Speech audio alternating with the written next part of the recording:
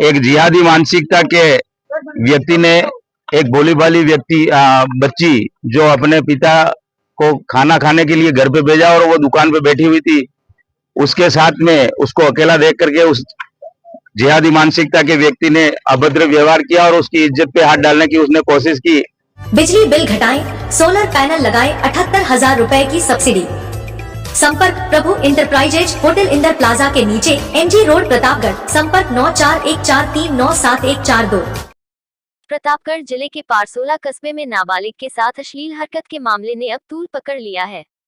घटना के विरोध में सकल हिंदू समाज के बैनर तले बड़ी संख्या में लोगों ने जिला मुख्यालय स्थित मिनी सचिवालय पहुंचकर नारेबाजी करते हुए प्रदर्शन किया।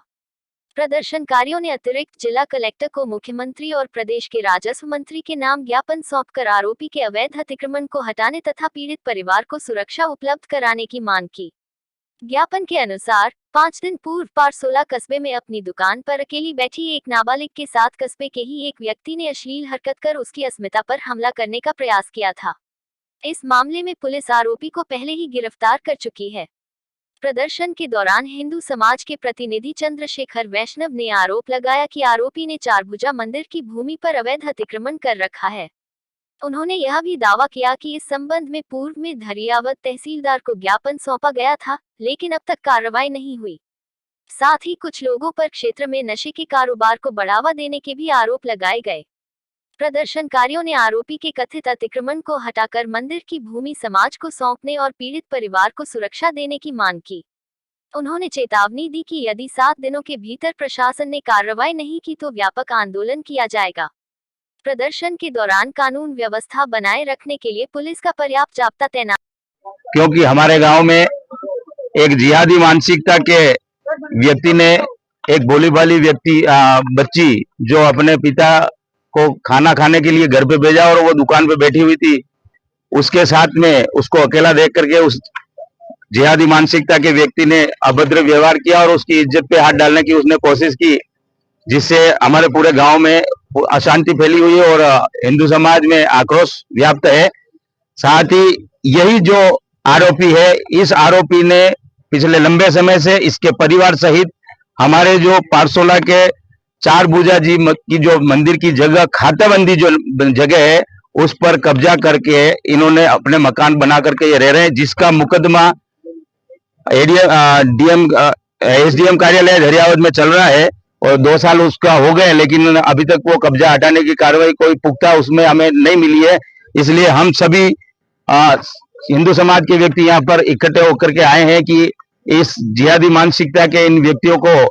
कड़ी से कड़ी इस कृत्य के लिए सजा भी मिले और हमारी जो ये चारभुजा जी की जो जगह है उस पर कब्जा इसको हटाया जाए और बुलडोजर चला करके प्रशासन को वहां पर, मैं पूरे दावे से कह रहा हूं कि प्रशासन को वहां पर 24 घंटे में भी बुलडोजर चलाने में कोई दिक्कत नहीं आनी चाहिए, क्योंकि हमारी जगह जो है वो बरसों पुरानी और हमारे पास खाता नकल, खाताबंदी हमारी जगह है, हमारा कब्जा है, लेकिन